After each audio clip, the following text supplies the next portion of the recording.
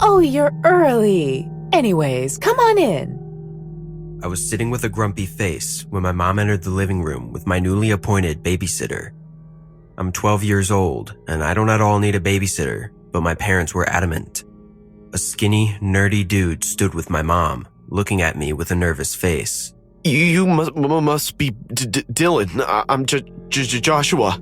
I looked at my mom and said, Great. He seems stupid, looks stupid, and even talks stupid. What a choice, Mom. Dylan, apologize to him now. Fine. Sorry. Joshua smiled awkwardly, and my mom started explaining to him the rules. There's enough food in the fridge. Also, I left money on the kitchen counter for you guys to order pizza. Dylan likes watching scary movies, but don't let him stay up late, okay? Yes, Miss Roger. Goodbye, Dylan. Do behave. They left, and Joshua sat beside me.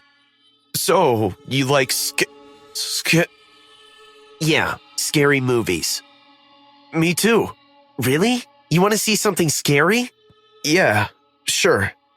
I knew he was lying just to show how brave he is, so I played this really scary movie with lots of gore in it. 10 minutes into the movie, I could already see Joshua's face turning pale. He was probably screaming inside. I was enjoying seeing him getting all stressed and scared. Maybe we should order some pizza. Yeah, I'll make the call. He almost sprinted to the kitchen to get away from the TV screen. I couldn't laugh more. I heard Joshua ordering a pepperoni pizza with extra cheese. That's when another evil idea came to mind. Why don't I ask him to play hide and seek? This way, I will be able to scare the shit out of him. Once Joshua came back, I proposed the idea of the game, and he agreed happily. I think he felt glad that he won't have to watch the disturbing movie anymore. Before we began the game, I felt the need to drop the kids at the pool, so I went to the washroom. Sitting on the toilet while taking dumps, I weaved plots on how to frighten my babysitter to his death. That's when I heard the doorbell ring for the second time. I was a little surprised at how early the pizza got delivered, but when I came out, I saw Joshua staring out the main door with a freaked out face. What are you doing outside? I thought it was the pizza guy, but no one was there. Then it might be a ghost from the TV. There's no such thing as ghosts. He locked the door and looked around with a freaky face. This dude is a chicken.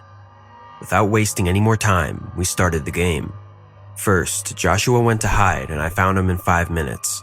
The stupid nerd tried to hide under the kitchen table. When I asked him why he didn't try to hide in the basement, he replied, The dark kind of freaks me out. That's it. He gave me the perfect plan. I told him it was my turn to hide now and that it will be better if we turn off the lights. He seemed scared, but then for the sake of presenting himself as a responsible adult, he agreed. He turned to the wall and started counting. 1, 2, 3. I hid behind the kitchen counter and watched him. I had the TV remote in my hand. As he started searching for me and came close to the TV, I suddenly turned it on at full volume. The sound of the jump scare from the movie almost gave him a heart attack. Ah! Not funny, Dylan. He unplugged the TV so I couldn't do it again. That's when I thought to go hide inside my parents' closet so I can jump on him by giving him the final scare. I tiptoed inside the bedroom and opened the closet, and that's when my stomach dropped. The pale moonlight from the bedroom window has fallen inside the closet, making it visible enough even in that dark. Inside the closet lay the body of a young boy. His head was wrapped in a plastic bag. He was suffocated to death. Drops of sweat appeared on my forehead. My legs began trembling. The second doorbell. Suddenly, I noticed a wallet peeking from his shirt's pocket. With shaking hands, I took it out and found his ID. The name on the ID read, Joshua Miller. If my real babysitter, Joshua Miller, is lying dead in my parents' closet, then, with whom am I playing hide and seek with right now?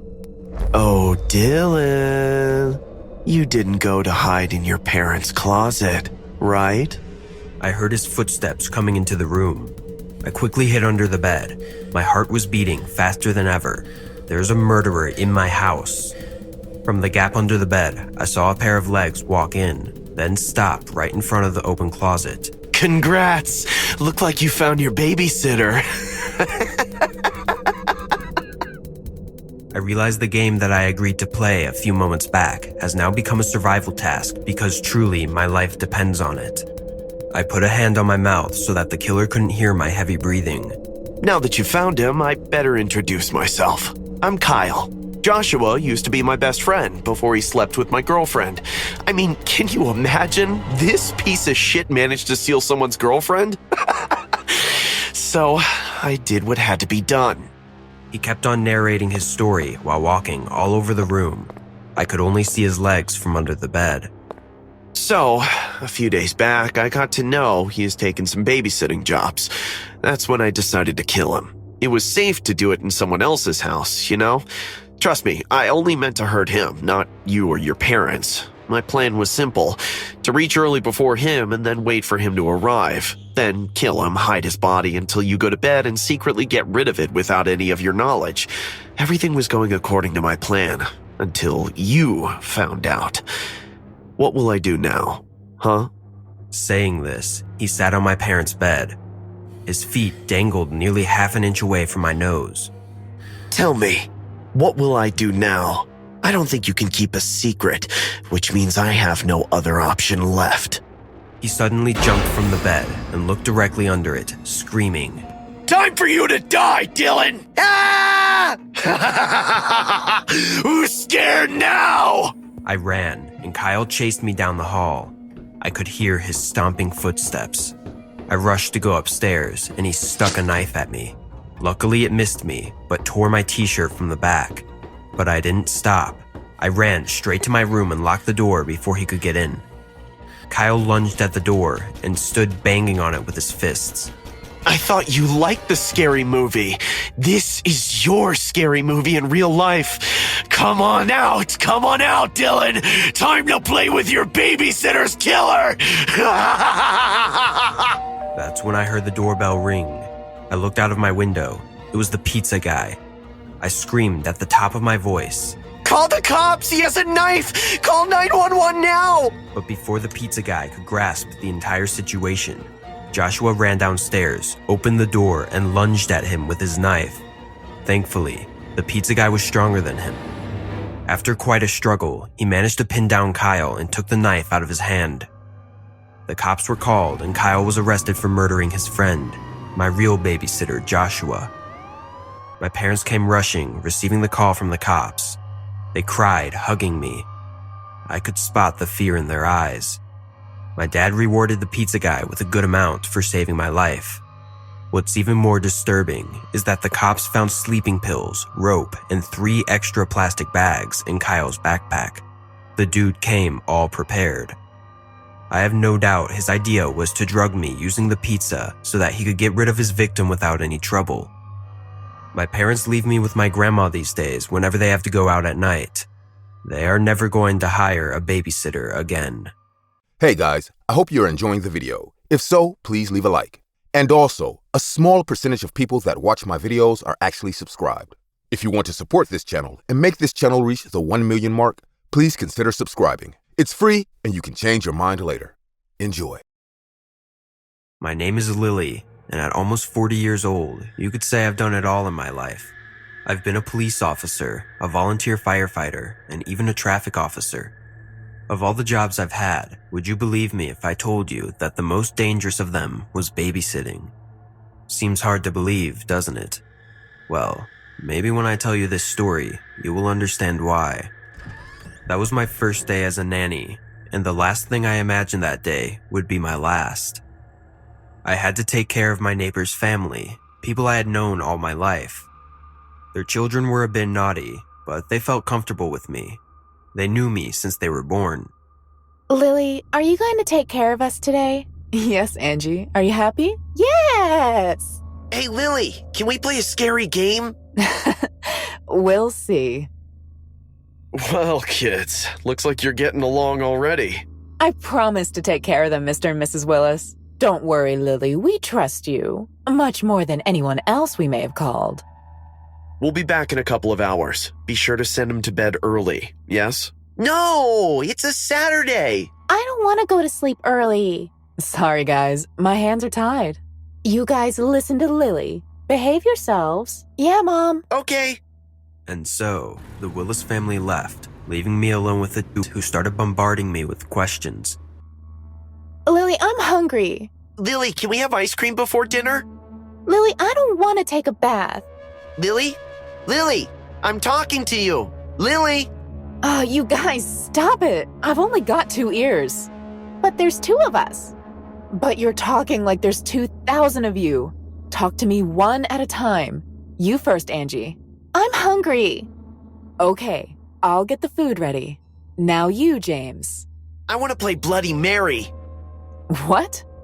Bloody Mary, the horror game I told you about before. All we have to do is go to the bathroom, turn off all the lights, and say her name 3 times in the mirror. And if you do... Bloody Mary will appear. I know, I used to play it with my friends when I was younger. Wow! And have you ever seen anything weird? Nope, it's just a myth. Guys, you shouldn't waste your time with it. But you promised me we were going to play. But I also told Angie I was going to make dinner. No, I want to play too. What? Angie, you're only 12. This is not for you. I said I want to play. You promised. Ugh, okay, guys, but just for a little while, and then we eat, okay? Yeah! You're the best, Lily. I know. At that moment, I didn't feel like the best. I knew I had to have more authority and send the kids to lunch, but my inexperience made me nervous, and I accepted what the kids told me so that they would put in a good word for me with the parents. Somewhat regretful and uncomfortable, I went along with them and helped them set up the game. Hey, what are you doing with those scissors? It's part of the game. You have to leave Bloody Mary a pair of scissors to come and kill you. Otherwise, she won't show up. Why would you want her to kill you? Because she won't come otherwise. All right, but I'll handle the scissors. Don't touch them, understand? Yes. We set everything up, and I must admit that when I played it, we didn't even do half of what we had to do, so I was a little scared. We turned off all the lights, and with some candles lit, we walked to the bathroom mirror. Lily, remember that if Bloody Mary shows up and blows out the candles, you have to light them again to make her go away. I know. Don't worry. As I told you, it's just a game. With a lot of doubts, I started to play the game. I approached the mirror and started to say, Bloody Mary. Bloody Mary. Bloody Angie, what's wrong? I don't want to play anymore. This is too scary. Okay, let's stop here. But we were so close. James, that's enough. Can't you see that your sister's terrified? Come on, sweetie, let's go to eat. What? How did they all go out at the same time? It's Bloody Mary! It's Bloody Mary! Stay calm. It can't be Bloody Mary. I didn't even finish saying her name. Lily, behind us. When I turned around, I couldn't believe it. It was true. A being with an indescribable figure was behind us. It looked like a woman, but there was something on her face. Something was completely wrong. I began to feel a strange atmosphere, like pressure. Fear took hold of me, and holding the children's hands tightly, I began to walk backwards. Kids, run! Desperate, we all ran together and hid in the dining room. On the way, I tried to turn on the lights, but they didn't work. I tried my best to open the door, but it was stuck too. It was as if we were trapped in another world. When we got behind the curtains on the couch, I realized that at a slow and terrifying pace, Bloody Mary was walking towards us. Hiding was pointless. Somehow she knew where we were, and it wasn't with her sight, as she didn't have any eyes. Kids, if I light the candles, the game will be over. Go to the kitchen to hide. I'll run to the bathroom. No, you mustn't go. She'll kill you. There's no other choice, James. I have to. You don't understand. You can't. Without letting James finish speaking, I ran toward the bathroom, leaving behind the entity that was following us. I quickly grabbed the lighter from my pocket and noticed how the scissors that were here had disappeared. I grabbed the candles and began to light them. My only advantage in this situation was that Bloody Mary was quite slow. I felt I was about to defeat her when I realized something terrifying. No matter how much fire there was, the candles would not light. I tried again and again, but it was too late. I was already locked in with Bloody Mary in front of me. Terrified, I dropped my lighter and crawled back crying, begging uselessly for mercy. When I saw the demon's eyes, a feeling of pain and sadness came over my whole body. As she approached, I could do nothing but stare into her eyes. Every second I did so, I felt a sensation worse than death. I felt I was lost in an endless emptiness of suffering that did not even belong to me. I felt that I didn't want to be alive anymore. It was a feeling that I didn't even know could exist, but at the same time, it was the definition of something worse than death. Surrendered, I watched as the scissors slowly approached my body, ready to open my skin to take my life. Suddenly, the light returned, and as if nothing, Bloody Mary disappeared. Behind her, I heard the voice of a crying child with lit candles in his hand. Sorry, Lily. I summoned her. I said her name 3 times when you guys went to the kitchen. I'm sorry. It's okay. It's okay, James. You saved us. After that, the children went straight to bed. They didn't want to eat, they didn't want to bathe, but they didn't want to sleep either. They laid there with the light on, asking me not to leave all night. When the parents arrived, they were proud of my work, but instead of going home safely, I asked them if I could spend the night with them, to which they happily agreed. And that was my first and last day as a babysitter. Many years later, I still see them. I'm like their big sister, but I would never consider babysitting again. I'm not interested in being famous with this story, much less convincing you that the paranormal is real. I tell you this for one reason only, to warn you. Do not play Bloody Mary. Never play Bloody Mary. Even if you don't believe in the ritual, I assure you that you should not risk it being real, because for just an innocent game, Bloody Mary will appear, and I assure you that a fate worse than death awaits you. Something happened a few weeks ago that I still can't get out of my head. Honestly, I don't think I ever will. For a bit of context, my name's Jake. I'm a babysitter who lives in the small town about an hour away from the city. I was contacted by this family who had recently moved in from out of state. They had 2 kids, a boy who was around 7 years old and a girl who was 5. They seemed like a really nice family and the kids were well behaved, so I agreed to babysit for them. When they first contacted me, I'll admit that I felt pretty good about the whole ordeal. I mean, these geeks had no idea how little babysitting paid in smaller towns. The price they offered to pay me was triple what I normally made, so I was more than happy to help them out. I remember the phone call clearly. Hey, a friend of mine referred me to you. We're new in town and we're looking for a babysitter. Would you be interested? Yeah, sure. I'm always looking for new families to babysit for. When do you need me? How about tomorrow night? We have a dinner party to go to and we need someone to watch the kids. That sounds great. I'll be there at 6. There's no way I could have known what was going to happen. If I had, I never would have agreed to babysit for them. But as I said, they seemed like a nice family and I needed the money. I arrived at their house right on time the next day. The father answered the door and welcomed me in. Hello, you must be the new babysitter. Yeah, I am. Sorry about being late. Oh, it's no issue at all. He told me that his wife was upstairs getting ready and that the kids were in the living room watching TV.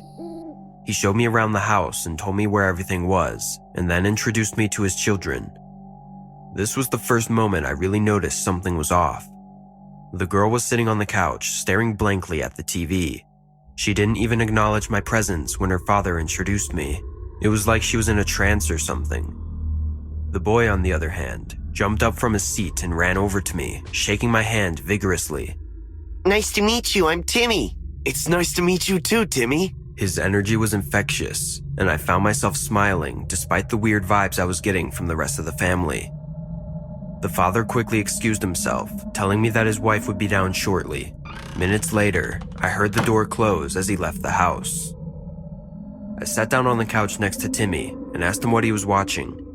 He told me about some shows that I had never heard before, and I have to admit, I wasn't really paying any attention. My mind was elsewhere. I couldn't help but wonder why the father hadn't introduced me to his wife. It was almost like she didn't want me there. I tried to not think about it, but you have to understand that I was already feeling a bit uneasy about the whole situation. I decided to ask Timmy what his mom was like. I don't like her. She lies too much and it makes Daddy angry. Want to meet her? But she's not home right now, is she? Of course she is. Let's go. My curiosity was piqued.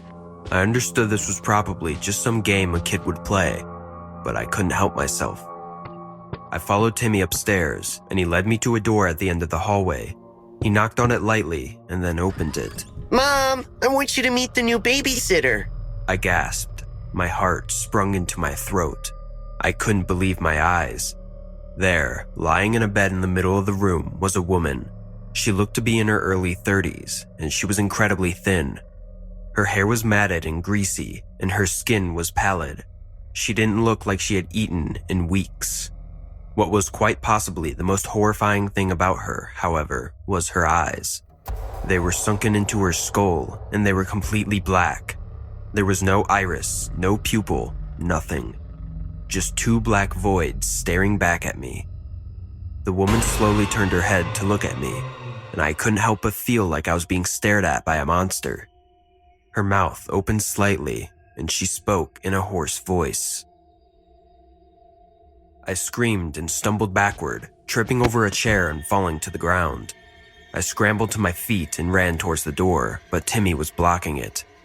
He had a strange look on his face, and I saw now that his sister had joined him.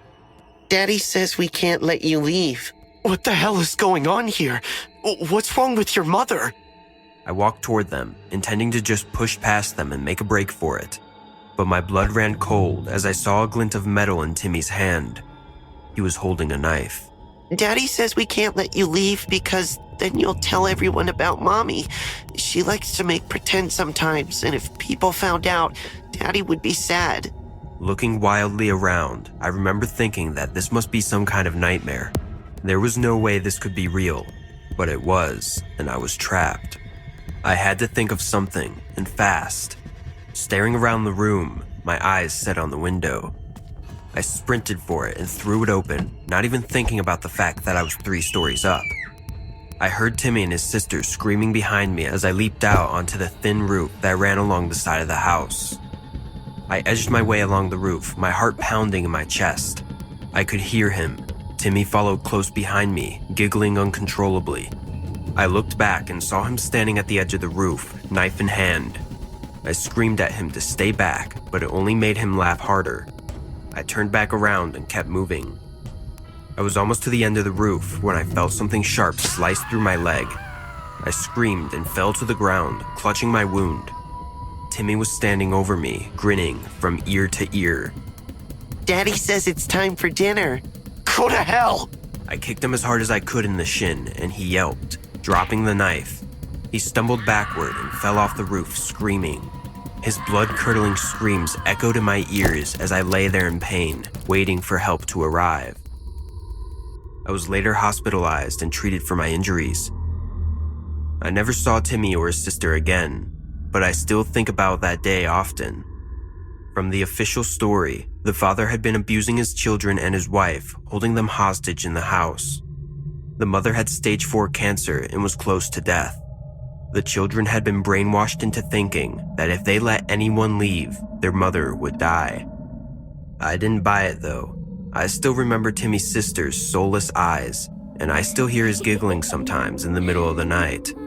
I don't know what happened to that family, but I do know that I never want to find out. I just hope I never see them again.